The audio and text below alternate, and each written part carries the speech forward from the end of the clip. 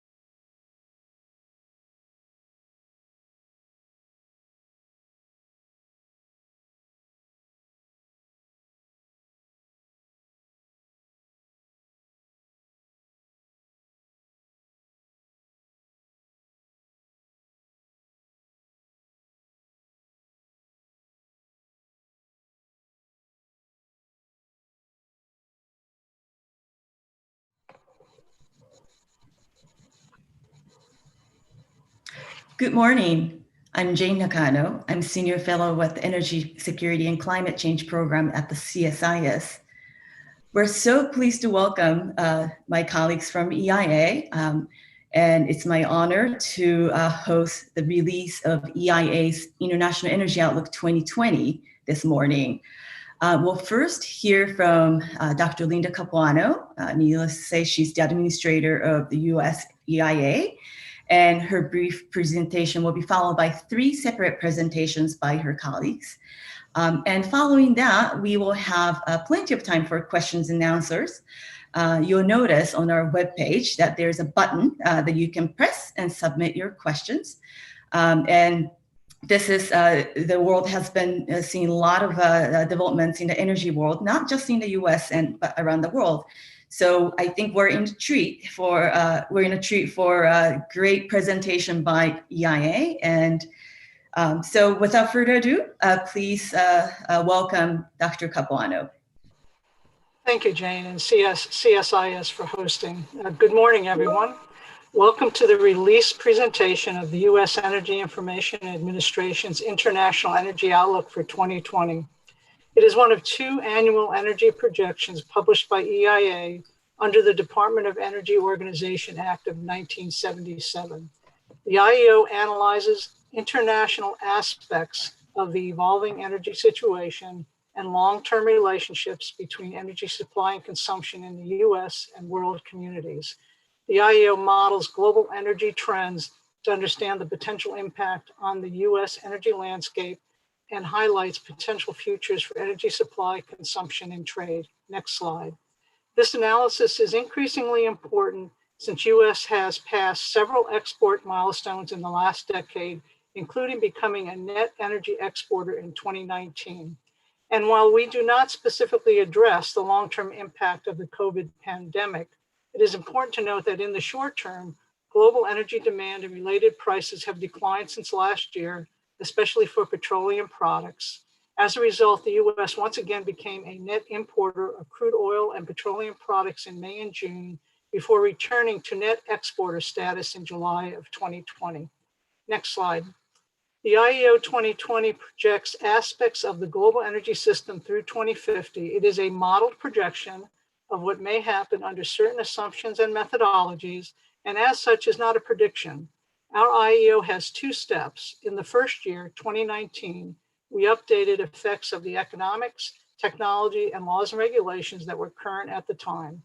This slide shows the 2019 assumptions were chosen to cover a broad range of uncertainty in global macroeconomic activity and to help identify areas of high energy growth for step 2, this year's more detailed IEO. We considered updating the IEO 2019 to add pandemic-related uncertainty, but concluded that the range of modeled cases was sufficiently broad for the needs of the IEO 2020. For example, our GDP annual growth assumptions of 2.4% for the low economic case and 3.0 for the reference case can be compared to Oxford Economics October forecast of 2.7% to 2050, IHS Markit's August forecast of 2.5% to 2040, and IEA's September Energy Technologies prospective forecast of 2.4% to 2040. And so we concluded that the high impact areas selected for focus remain valid and completed the IEO 2020 we are presenting today. Future long-term outlooks, the AEO outlook in February of 2021 and the IEO 2021 will include our assessments of the pandemic impact. Next slide. The IEO 2019 reference case projected that global energy consumption would rise nearly 50% by 2050, with most of the increases coming from the rapidly developing IEO regions in Asia, India, and Africa. And as shown on this graph of primary energy consumption fuel mix, we had projected renewable energy to grow to almost 30% share in 2050. Since the majority of renewable energy is used in electricity markets, we chose to focus on that sector. Next slide. The graph on the left shows that electric power generation is projected to be the primary energy consumer by 2050, increasing to nearly 50%, which makes the electricity sector a major driver of global trade in coal, natural gas, uranium, and renewable technology. The graph on the right shows the generation fuel mix is also rapidly changing. We project that by 2050, solar and wind renewables in green becomes the largest energy source, while natural gas in blue grows slowly and coal consumption in black is nearly flat. Next slide. Africa and non-OECD Asia, which includes China and India, are projected to account for more than 70% of the world's population by 2050, and their fuel choices will have a high impact on global energy consumption. Collectively, these IEO regions are projected to consume over 50% of all electric power sector energy by 2050, which includes growth in buildings, industry, and transportation. and that electricity generating fuel mix will influence global trade. While these regions have significant coal resources and the potential for natural gas and renewable resource development, there are also cost, energy security, and policy considerations that contribute to local resource development or export decisions. The next slide. So the three discussions today are on the IEA 2020's modeled impact of fuel choices on energy consumption in these three rapidly growing regions. First, Michelle Bowman will discuss the interaction of natural gas prices and renewable technology capital costs in Asia, which is important for understanding future global natural gas demand and renewable technology adoption. Manaswi Sukunta will speak about the impact of interregional transmission within India on fuel mix and generating capacity expansion. And Thad Hudeman will talk about the potential impact of off-grid electricity development on the generation of fuel mix in Africa. And again, I'd like to thank CSIS for hosting today, and thank you, Jane, for moderating.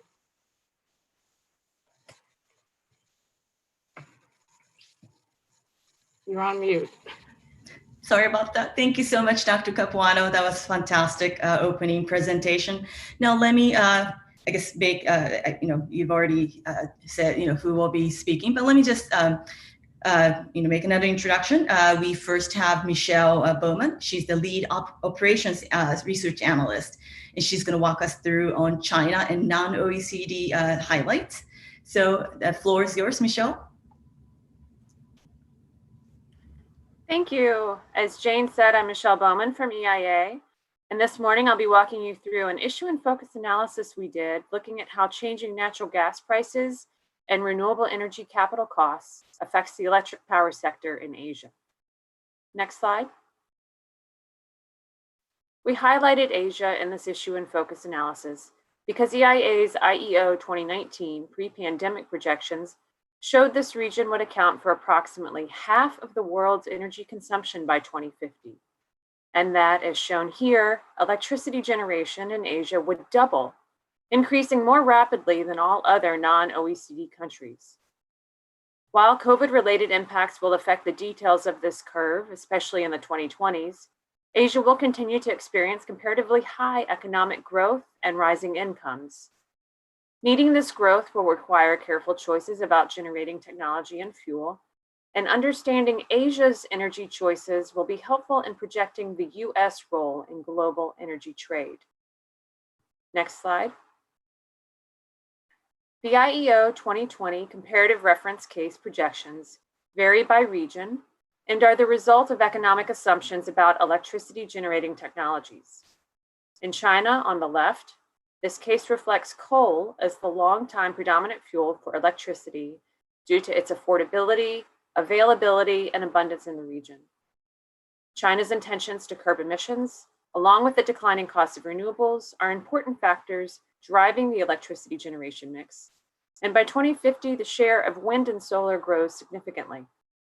In other non-OECD Asia on the right, which includes countries like Indonesia, Thailand, Vietnam, and Malaysia, the lack of a coordinated emissions policy in the region allows economically competitive coal to grow as the lead fuel through 2050.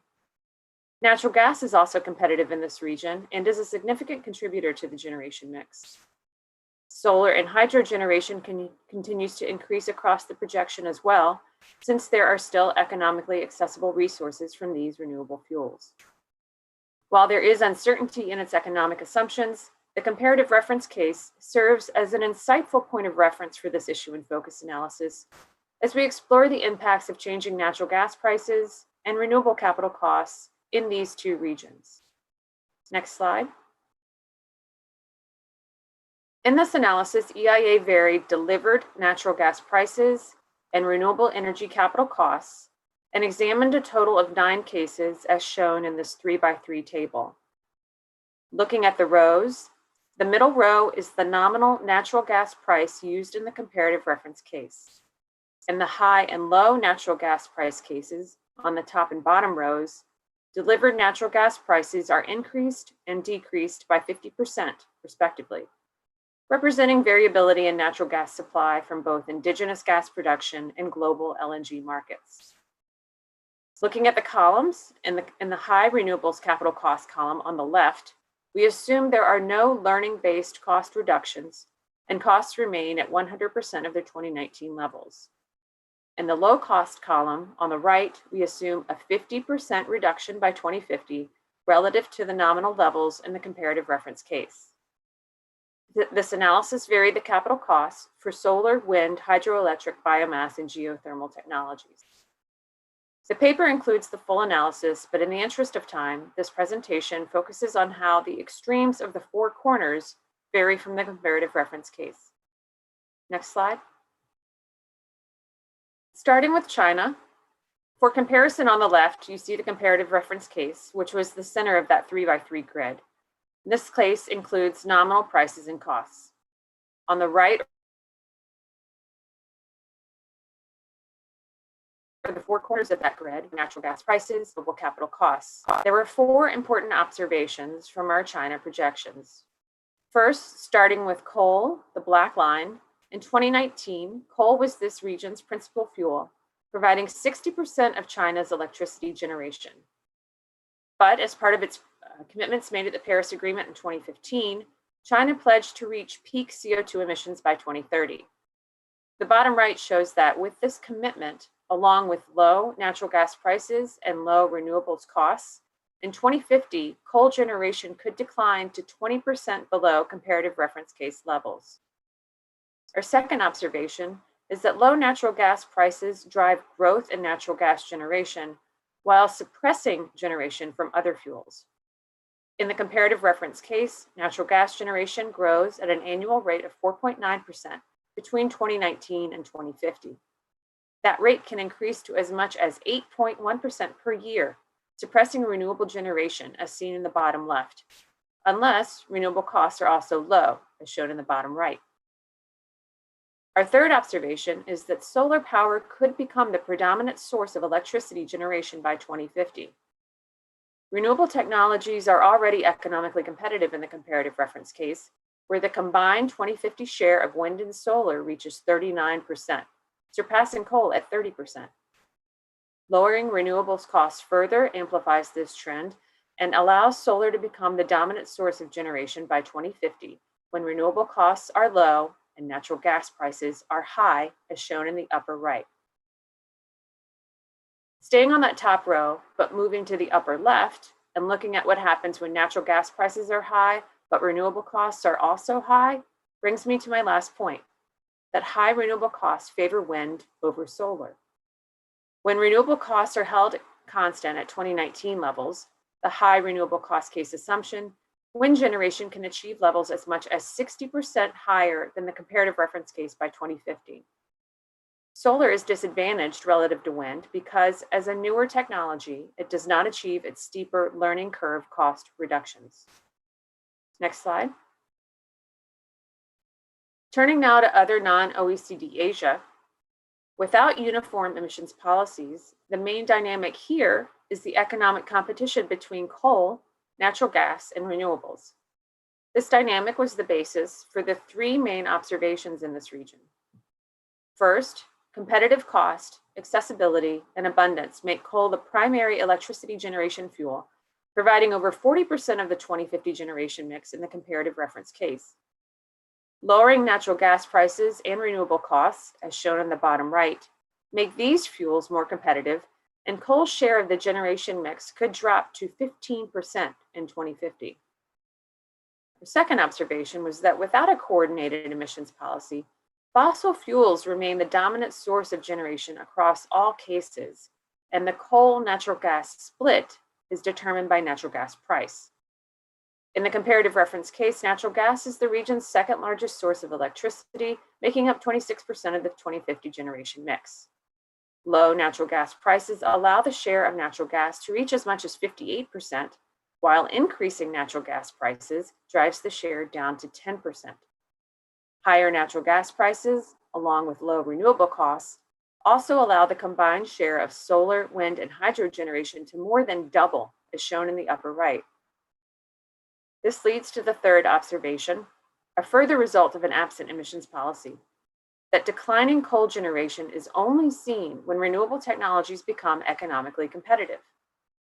Since there are competitively priced solar resources available in this region, solar is generally favored over wind in the low renewable cost cases. Solar is, however, again disproportionately disadvantaged in the high renewable cost cases because it is not assumed to have the steeper learning-based cost reductions.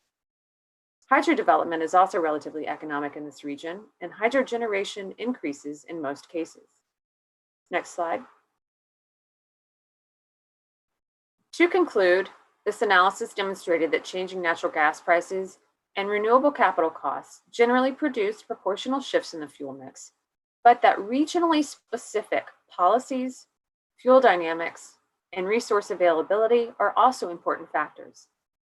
In China, this country's energy policies put downward pressure on coal generation, and in most cases, focusing competition among natural gas, wind, and solar generators. Natural gas price in this country is the main driver of changes in natural gas generation, and with low natural gas prices, growth in electricity generation from other sources is suppressed. By contrast, when natural gas prices are high, especially when coupled with low renewable costs, solar could become the predominant source of electricity generation in China by 2050. For other non-OECD Asia, in the absence of policy, the economics of natural gas prices and renewable capital costs have a significant effect on fuel mix. Most notably, coal generation decreases are only driven by economic competition from these other generating sources. Fossil fuels do remain the dominant source of electricity generation across all cases, and in the low natural gas price cases, where prices are decreased by 50%, natural gas becomes the primary fuel for electricity generation by 2050. Though not predominant, renewable generators can still become significant sources of electricity generation in this region, and the aggregate share of solar, wind, and hydro has the potential to double from comparative reference case levels when renewable costs are low and natural gas prices are high. In addition to economics, this analysis highlights the effect of policy and can provide interesting insight for the US, where the interplay of local, state, regional, and federal policies affect the generation fuel mix. As we look forward, time will give us a better understanding of the progress of energy policy, the maturing of renewables, the effect of energy storage on intermittent technologies, and the pandemic's impact on electricity demand. These and other factors will affect our perspective as we think about the next IEO. Thank you. Thank you so much, Michelle. That was great. Next, we have Manusawi Skunta. She's the Senior Renewables Electricity Analyst. She'll walk us through on some of the highlights from the power sector developments in India. So please take it away. Thank you, Jane, and thank you, CSIS, for the opportunity to present issues in focus from IEO 2020 on interregional electricity trade in India today. Next slide. India is the world's third largest energy consumer behind China and the US. Electricity demand in India has grown rapidly in the last decade, and prior to the pandemic was projected to grow at about 4.7% per year through 2050 in the IEO 2019. Here we're looking at the share of the net electricity generation in India. Electricity generation has been predominantly from coal, shown in black. Under the assumption of current policies, coal-fired generation is projected to more than double by 2050, but its share of electricity generation falls from 73% in 2018 to 38% in 2050. The share of wind, shown in green, plus solar generation, shown in yellow, is expected to increase from under 10% in 2018 to more than 50% in 2050. While the pandemic may affect the magnitude and rate of growth, India will remain a large energy consumer, and its energy choices will affect global trade. The interplay of regional dynamics can provide insights for the US. Next slide. In an effort to improve our understanding of the influence of interregional grid connections on choices in electricity generation fuel mix, particularly the interrelationship between coal and renewables. We have increased the geographical representation of India from a single region grid to 5 separated but connected power regions, as shown on this slide. This includes the Northern region, Northeastern region, Eastern region, Western region, and Southern region. We have varied assumptions in fuel costs, renewable resources, capital costs, transmission capacity, and load shapes that are now defined at the power region level. Next slide. This regional look moves EIA from considering a single demand pattern or load shape to represent the electricity consumption profile to the 5 load shapes, one for each power region. This improvement accounts for India's geographic and economic diversity that varies electricity demand across regions due to different climate and composition between residential, commercial, and industrial electricity consumption, as notionally shown on this slide without units. The variation in demand profiles incentivize regions to trade electricity to optimize costs and resources. Next slide. To examine uncertainties and identify insights that could be applied to understanding of the US interregional electricity grid connection on power sector generating field choices, we consider 2 bounding cases. The interconnected case assumes that regions trade electricity with one another, while the limited interconnection case assumes no interregional transmission. Both cases include assumptions about regional coal and gas prices, renewable resources, capital and O&M cost assumptions, and load shapes. The interconnected case, shown in the middle columns of the graph on this slide, allows economic choices that include trading cost competitive generation across borders. The impact on projected fuel mix is that the share of solar generation increases from 3% of the total generation in 2019 to 67% in 2050. This increase in solar share causes coal generation to decrease from 74% to 15% of the total generation by 2050. The capacity additions of solar, coupled with battery storage in a generating capacity mix, satisfy demand in most hours. Solar generation is available to meet daytime demand, while battery storage is used to meet demand when solar generation is not available. Under the limited interconnection case, shown in the far right columns of the graph, the share of solar generation increases to a lesser extent to 52% of the total generation in 2050. As a result, shares of coal and wind generation are projected to be higher than in the interconnected case by 2050. Next slide. These 2 bounding cases highlights the impact of grid coordination and interregional electricity trading between regions to encourage renewables penetration and lead to 3 summarizing observations. 1, renewables are favored when a region is allowed to trade its lower cost electricity, mostly from solar and wind, to regions that would otherwise be forced to meet demand with higher cost in-region generation. 2, trade limitations between regions favor existing in-region fossil fuel generation to meet demand. But 3rd, in both cases, the share of coal-fired generation is projected to decline as solar and wind become more economically competitive in meeting incremental regional demand. This is an important insight for the US path to increase renewable electricity generation in 2 ways. There would be less disconnect in electricity trading between regions if different markets are coordinated to allow participation of renewable generation as well as energy storage. And 2, better harmonized regulations for electric grids can improve the integration of renewable energy as most grid is trying to decarbonize. The benefit of regional analysis in providing useful insights will allow EIA to consider doing more detailed analysis in our future IEO. Next slide. Oh, the full analysis of the issues in focus is available for download at EIA website. Thank you. Fantastic. Thank you so much, Manasovi. So next, last but not least, let me turn to Thad Hudeman, who's the team lead for electricity analysis. And he will cover Africa for the purpose of this event. The floor is yours, Thad.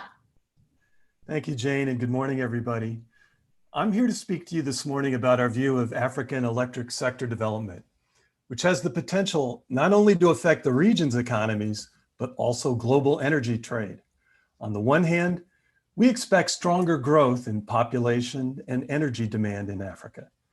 On the other hand, we see significant uncertainty in these projections surrounding key factors, such as rates of urbanization, access to electricity, transmission development, and most critically, the use of off-grid electricity options. As Linda mentioned, for this IEO cycle, we've enhanced our approach by increasing the granularity in our modeling of Africa's electric sector to better understand these uncertainties and to gain useful insights for the US in gauging growth opportunities. Africa, let's remember, is the second fastest growing region in our projections and has been a target of investment interest across a range of different sectors. In addition, Africa is a significant player in LNG markets, accounting for 13% of total global LNG exports in the last 5 years, as well as having numerous countries on the continent planning to import LNG. In IEO 2019, I'm sorry, next slide, please, forgive me. In IEO 2019, Africa was modeled as a single continent, with electricity demand being met exclusively through the dispatch of centralized grid power. We did not consider off-grid generation. This graphic shows the result of this simplified view of Africa, in which renewables are projected to reach a combined total of 70% of the generation mix by 2050, with hydro in dark blue and solar in yellow dominating. Next slide, please. So for IEO 2020, we modified our treatment of Africa in two important ways. First, we divided the continent into two regions, split along the north-south axis shown here. This recognizes some useful distinctions in both fuel availability and energy demand in each region. For example, the more urbanized Africa North region has higher levels of electric grid access and greater reliance on natural gas, while the more rural Africa South has lower levels of electric grid access and greater reliance on coal and hydroelectric power. Second, we considered two boundary cases, both assuming full electricity access by 2030, but one by maximum grid expansion and the other through maximum off-grid expansion. Next slide, please. So what are the implications for generation mix in Africa of these two changes for IEO 2020? First, projected generation for the two-region reference case Africa looks significantly different from the single region view due to the limitations on transmission between Africa North and South. You can see that in the graph on the left, it combines the two regions and shows that for all Africa, total renewables generation is projected to rise to just 40% of total generation by 2050, with hydroelectric power making up 18% of the total. The next two graphs alongside that first graph highlight the regional differences in generation mix. So first for Africa North in the middle, while we see some growth in both wind and solar, natural gas, wind being in green and solar being in yellow again, natural gas continues to dominate in natural gas in light blue, which ends up at nearly 2/3 of total projected generation by 2050. On the other hand, Africa South, which is in the rightmost part of the graph, is expected to see growth in hydroelectric generation, again in dark blue, so that the combined with coal, the two make up 2/3 of generation in Africa South by 2050. Clearly, the two-region case sets us up to capture the competitiveness of regionally available fuels to meet growing electric demand going forward. We see the impact of differences in fuel availability between the two regions, which in the past has been a dominant factor in the type of generation put into service throughout Africa. For example, coal resources in South Africa, natural gas reserves in Algeria, Egypt, Nigeria, and Libya, and hydro in several sub-Saharan countries. In addition, going forward, we are now well positioned to study the opportunities with current and developing natural gas reserves, most notably with newly discovered offshore oil and gas resources in Mozambique and Tanzania. As a result, in subsequent IEO cycles, we will be tracking the significant growth in LNG facilities investment that is reported for both import and export across the continent for their potential impact. Next slide, please. Next, let's look at the assumptions for our IEO 2020 boundary cases.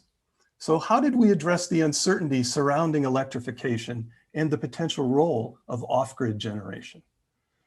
First, let's be clear. We did not model specific choices between off and on-grid generation options. There's still significant uncertainty here on a number of factors related to these options, including cost and final consumption levels. So instead, for IEO 2020, we specified a target year for full access. We chose 2030, which is reflected in a number of national plans we reviewed.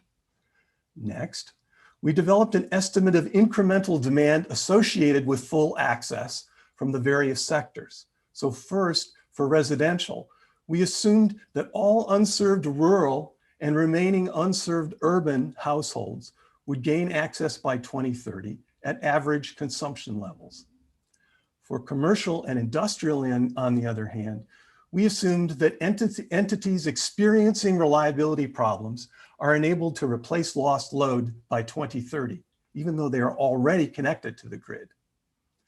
Taken together, total estimated incremental demand, that is residential, commercial, and industrial, increases generation in Africa South by 24% in 2030 and 21% in 2050. Then we modeled boundary cases for each option rather than modeling specific choices between the electrification options.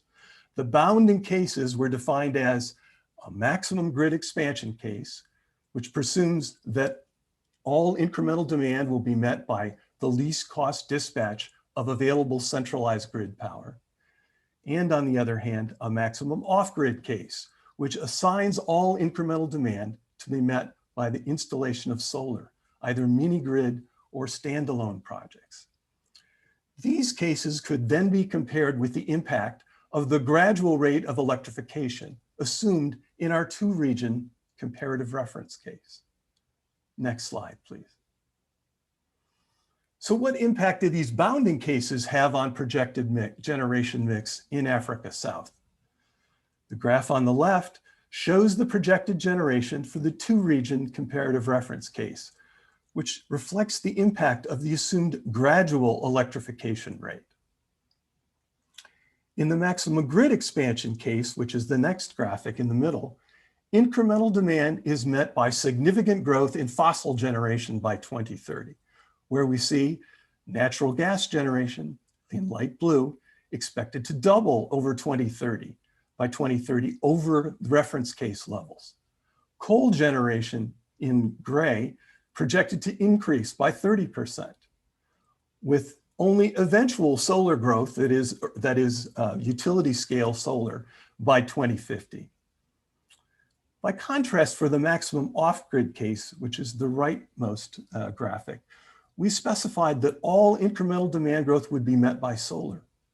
As a result, solar capacity rises from just 3 gigawatts in 2019 to 93 gigawatts by 2050, as compared to the 20 gigawatts projected in the two-region reference case. Next slide, please. So putting this all together, we are projecting a range of possible futures for Africa generation under the varied assumptions for full access electrification by 2030. Our projections show that solar generation does indeed increase by 2050 across all IEO 2020 cases, with the largest growth, not surprisingly, in the maximum off-grid case. However, taken together, the total renewable share of generation mix does not vary over that wide of a range, so that fossil fuel sources are projected to maintain a significant presence overall. On the right-hand side, focusing on these rightmost bars, the rightmost bars in this graphic, we see that by 2050, we are projecting the total share of fossil varying from a high of 60% in the maximum grid expansion case to 52% in the maximum off-grid case. These bracket the 57% fossil share in the two-region reference case projections for 2050. Next slide, please. So our conclusions are, first, the lack of interconnection between Africa North and South and slow development of transmission infrastructure reinforces the reliance on fuels produced in each region. Next, higher levels of off-grid development would indeed boost the share of solar generation in Africa. However, limited interregional transmission and the competitiveness of centralized grid connections at higher demand levels make it less likely that the grid will be bypassed. So demand for fossil fuels is projected to grow beyond the supply of domestically produced resources. For example, growth in demand for natural gas in the maximum grid expansion case could represent an increase in demand for competitively priced LNG exports, including those from US terminals. In sum, this analysis shows the importance of transmission limitations on power generation fuel choices for the African electric sector. So EIA will continue to update electric sector developments in subsequent IEO cycles as greater certainty emerges regarding the expanding development of the continent's energy infrastructure, especially interregional transmission capacity and LNG terminals. In closing, I'd like to just take a moment to thank my team for the countless hours and remarkable efforts under the extraordinary circumstances we faced during this cycle. You guys are the best. Thank you again, and I look forward to your questions. Thank you so much, Thad. That was a fantastic set of presentations. So the audience, is welcome to start submitting questions. There's a button on our event webpage. But in the meantime, let me sort of take the opportunity and ask each of you a question. So first, Linda, you've mentioned that this year's IEO does not directly address COVID-19. But if you could please sort of tell us a little more about what EIA is doing to sort of better appreciate the impact of this pandemic on the global energy system, that would be fantastic. Thank you, Jane. The IEO is a long-term model to 2050, and it's not clear yet how much of an impact the COVID pandemic will have, whether it's just a short-term impact, meaning that recovery will begin in the next year or two, 2021, into 2022, or whether it's medium term, meaning recovery will extend into 2024, 2025, or if it's going to be long, or there will be a resulting set of long-term behavior changes that will impact the long term. As you can tell from some of the comments I made on the GDP estimates of other groups, we're all beginning to wrestle with that. Since EIA is a data-rich organization, we are collecting data to help address this uncertainty and to be able to project what we think the longer term impacts are going to be. So for example, we look at US energy production, supply, and consumption. We publish that, and the analysis is often discussed in EIA Today in Energy articles and other venues. We recently featured articles on changes to electricity, gasoline, and jet fuel demand, changes changing operations at U.S. refineries, as well as discussions of crude oil production, vehicle sales, and other components of energy markets. So we're right there looking at the immediate effects. Our short-term energy outlook is published monthly and includes COVID impact on forecast energy prices, supply and demand through 2021. And as an example, we just recently published the winter fuels outlook that discusses how mitigation efforts and people working at home and attending school are contributing to the higher levels of home heating used this winter, using more energy this year than others. We also have the longer term outlooks. We recently published a memo on trends and expectations surrounding the outlook for energy markets. And we will see our analysis as we move into the AEO 2021, which gets published in February. We'll be looking at what we believe the impacts are going forward. So we're just like everyone else. We're really trying to understand what changes are just immediate and we'll move past, and what changes will become more long lasting. So stay tuned. Thanks for the question. Thank you. I mean, it's certainly not an easy task. I mean, there are, a lot of smart energy economists around the world all trying to figure out. So, but, thank you so much for the explanation and elaboration. So let me turn to you, Michelle, next. And, so looking at all these cases, there seems to be a lot of trade-off, if you will, between renewables and natural gas, but then also within renewables, specifically between wind and solar. So I wanted to ask you to tell us a little more about, so I've noticed how solar seems to outcompete wind sometimes, but what's driving that situation and why that's sort of the case? And how about solar competition with other sources? Thanks. That's a great observation, Jane. We did see a surprising amount of interplay between wind and solar in all cases. And it wasn't totally obvious at first glance why that was. We did in particular notice a lot of variation in the levels of solar generation across all the cases. And there's several factors that explain that. In the high renewable cost cases, you would expect that both wind and solar would be disadvantaged, but it turns out that solar was the one that really took the hit. And that's because solar is a newer technology. It has more room for cost reductions from learning. So we define our capital costs by resource category and by country. And solar capital costs in general, we project will decline by about 15% by 2050 in the comparative reference case. And wind technologies will decline by about 8% by 2050. So when you hold cost constant at 2019 levels and you don't allow those cost declines to happen, solar is at a bigger disadvantage because it doesn't have that 15% cost reduction. And then in those high cost cases, wind then becomes the least cost alternative generating technology, and it displaces that solar generation. But in the low cost cases, you take that disparity between the 15 and 8%, and you make those costs even lower, and it just magnifies that disparity.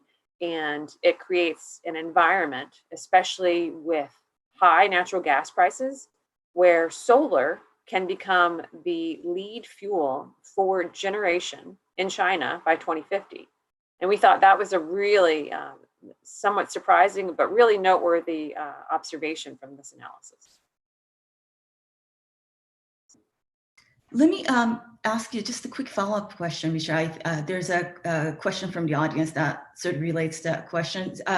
So there's at least one person who's very much interested in why it is that a wind hasn't, you don't really see the type of, or what needs to be done to see greater deployment of wind in OECD Asia. I don't know if that's part of sort of your modeling, but some of the factors that you see that could line up better for the wind deployment in OECD Asia? Oh, that's a good question. I obviously can't predict what would make that happen, but what we did see here in our analysis was that with lower prices for renewables, it definitely creates an environment where they can have a deeper penetration, especially when they're more competitive with other fuels. So not only are their costs cheaper, but other fuels costs are more expensive. Highlights them as a more is a more attractive least cost fuel. Of course, there are other non-economic assumptions that come into play, both local resources, how much of that resource is left to develop, is it economically accessible, as well as policies. So if a specific country has a decarbonization goal, that can also feed into the equation, besides just the economics of it. Great, thank you so much, Michelle. Let me turn to you, Manusawi, next. So the power transmission network in India has had some issues. Like most recently, just this Monday, Mumbai experienced one of its worst blackouts in decades. If you could sort of tell us how, in your analysis, you approach the issue of transmission for a country as big as India. Sure. Thank you so much, Jane, for the question. So in IEMM, which is the model that we use to model our long-term capacity expansion for the IEO, we do assume that power purchases can be transferred from one region to another, based on this transmission constraint that has been, as reported by the government of India. And we also consider transmission losses as well to these power transfer. So as we project the capacity expansion forward, these regions are allowed to build necessary, transmission based on cost and demand, but IEMM is still a capacity expansion model, and it's not, something like a power system model where we can do a detailed analysis on the transmission system. So that's why we have presented here the two bounding cases, where one case is we disallow the transmission altogether so that we can see the impact of interregional electricity trading on the generating fuel mixes. Great, thank you so much, Manusawi. Next, Thad, let me ask you about Africa. There are so many questions I could be asking you, but let me just pick one to start off with. Africa is, experiencing sort of strong energy access or electricity access in coming decades, but it's certainly not, the only, continent or, region or sub-region. There are a lot others. So as far as your off-grid, analytical work goes, like what are some of the lessons that you've, taken that could be applicable to all these other regions and sub-regions that will be facing strong electricity access growth in coming decades? So thanks, Jane. So obviously, there clearly are a number of areas of the world in which electricity access remains an issue. We try to look at or compare India, Africa, and China as electricity access kind of experience over time. And each of them seem to exhibit some different characteristics. In China, for example, achieved electricity access over a much longer period of time and seemingly by a process of significant urbanization. India, on the other hand, has achieved electricity access while maintaining a still fairly high level of or percentage of rural population. It seems to have made it more out of a success of policy-related initiatives to extend access. Clearly, those are two countries. Africa is 54 countries. There's a lot going on to coordinate that. What we found basically was that it was important to understand the off-grid opportunity within the scope of the regional context in which the electricity development was occurring. You can see that as a theme of our paper, and to understand kind of what the competitive alternatives were.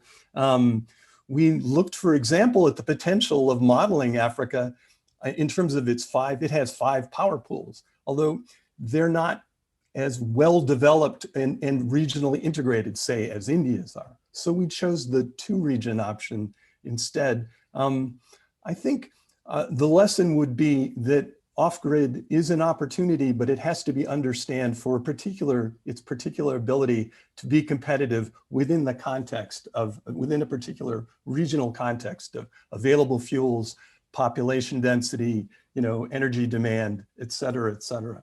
So I think that's what we'd emphasize based on our analysis. Great, thank you so much, Thad.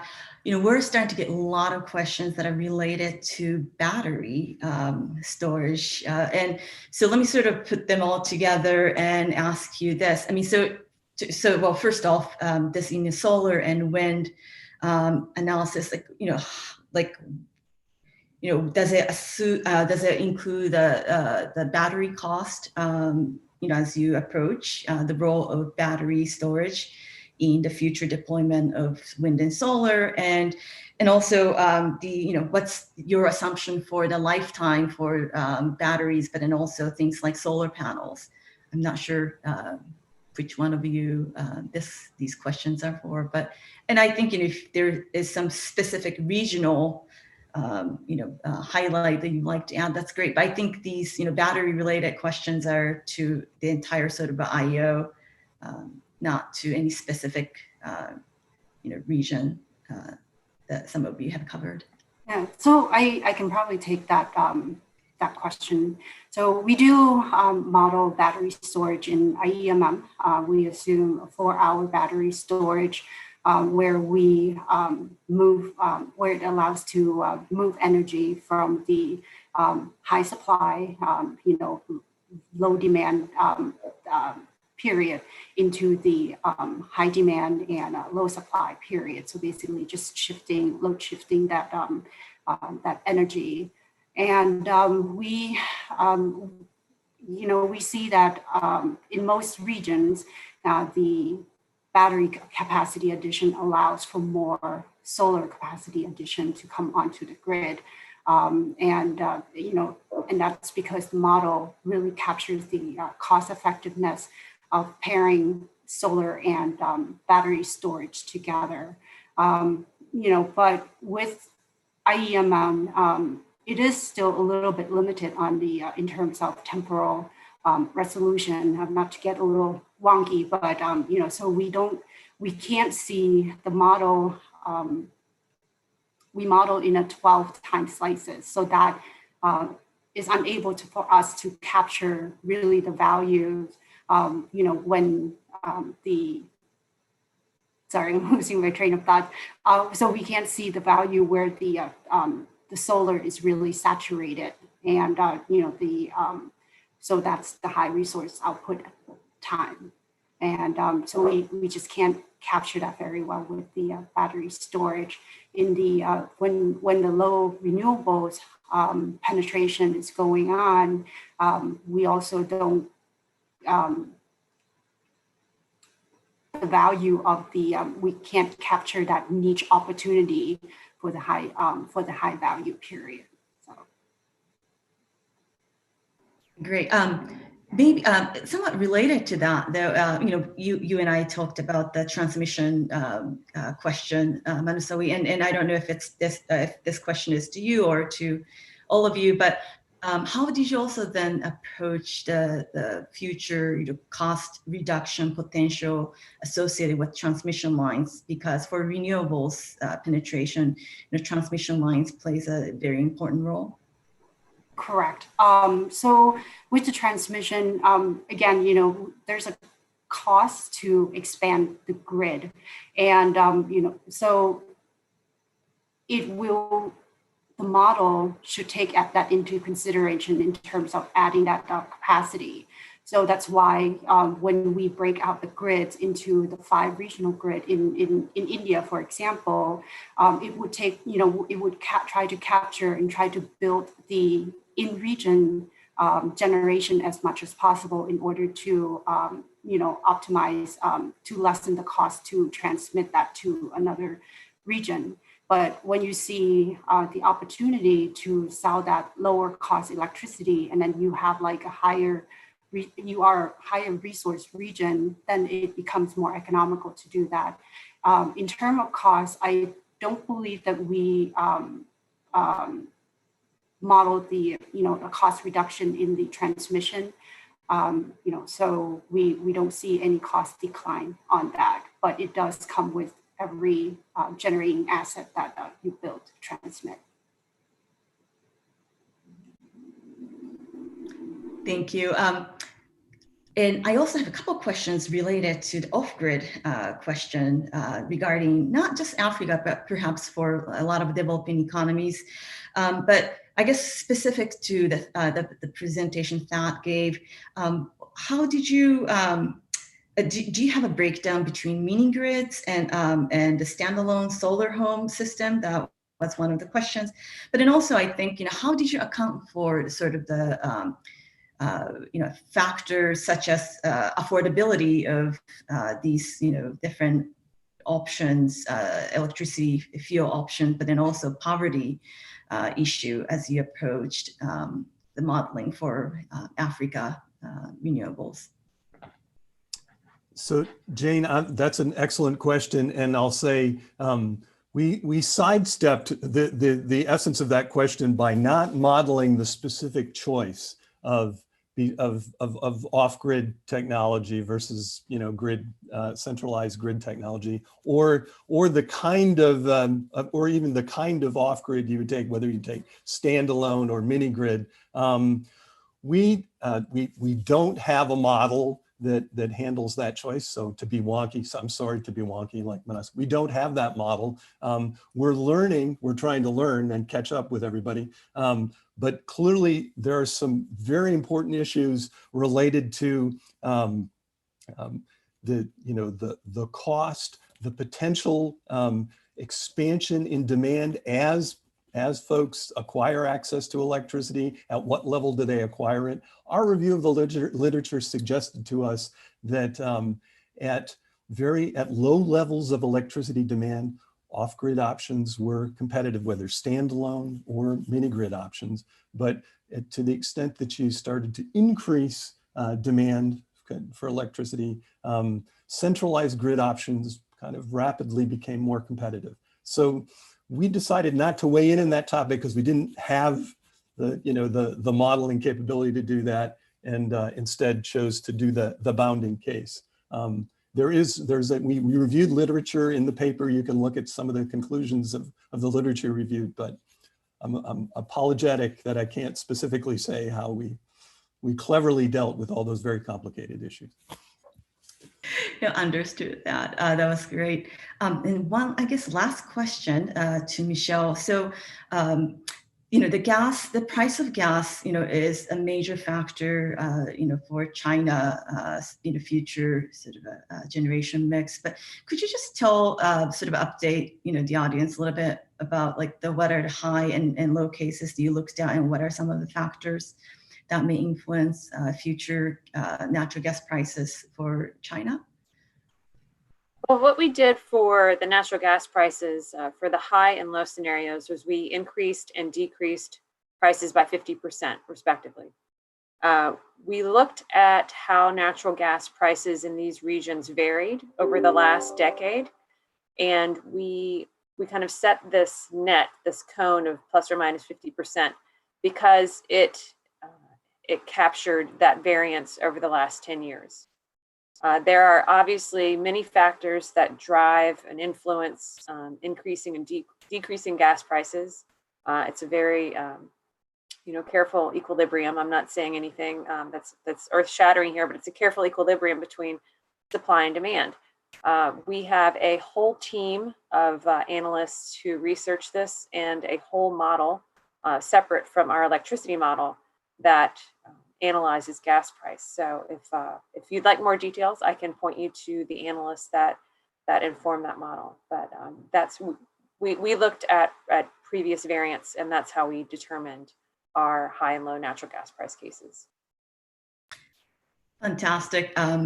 So it's already 10 o'clock, believe it or not. And I don't know if, Linda, if you like to give final words, one or two, or? Well, I'd just like to, as Thad said, thank everybody at EIA who put their blood, sweat, and tears into doing this IEO. The distillation into the comments does not even begin to talk about the work that goes on behind it.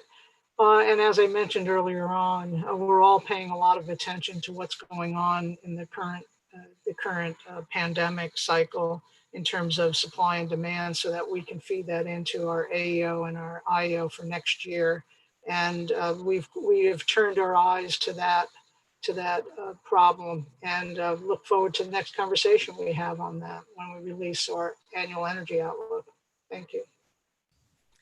Thank you so much, Dr. Linda Capuano, the EIA Administrator, joined by Michelle Bowman, Manasawi Sukunta, and Thad Hudeman. And to everyone on the other end of the internet, thanks so much for joining. And again, congratulations, EIA, for the great work.